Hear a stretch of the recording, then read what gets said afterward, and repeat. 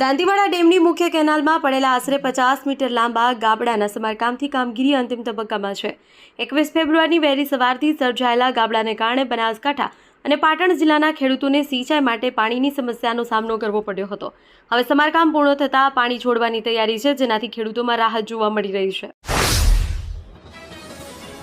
વાવ-થરાદ પોલીસે થરાદના માંગરોળ ગામ નજીક ભારતમાલા સર્વિસ રોડ પરથી 2 આરોપીઓને અફીણ સાથે ઝડપી પાડ્યા છે। બોલેરો કેમ્પર ગાડીમાંથી 513 ગ્રામ અફીણ સહિત કુલ રૂપિયા 10,66,500ના મુદ્દામાલ સાથે જપ્ત કરવામાં આવ્યો છે। જિલ્લામાં ડ્રગ્સ પ્રવૃત્તિને સંપૂર્ણપણે નાબૂદ કરવા ઝીરો ટોલરન્સ ફોર ડ્રગ્સ નીતિ અંતર્ગત કાર્યવાહી કરવામાં આવી છે।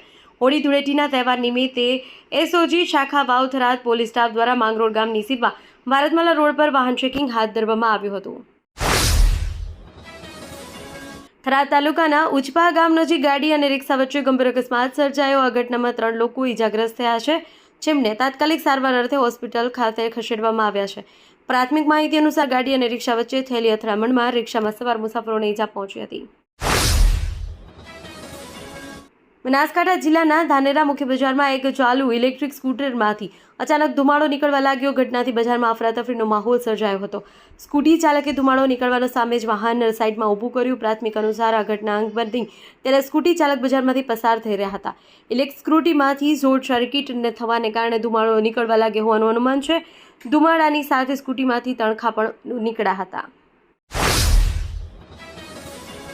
બનાસકાંઠાના સુઈગામ તાલુકાના ઉચોસણ ગામે સુઈગામ પોલીસ દ્વારા વિલેજ વિઝિટ કાર્યક્રમ યોજાયો। કાર્યક્રમ અંતર્ગત સુઈગામ પીઆઈ પટેલે ગામ લોકો સાથે સીધી બેઠક યોજી। બેઠક દરમિયાન પીઆઈએ ગ્રામજનોના પ્રશ્નો, રજૂઆત અને સમસ્યાઓને ધ્યાનપૂર્વક સાંભળી હતી। ગામના નાગરિકોએ ગામમાં આવતી વિવિધ સમસ્યા અંગે રજૂઆત કરી હતી।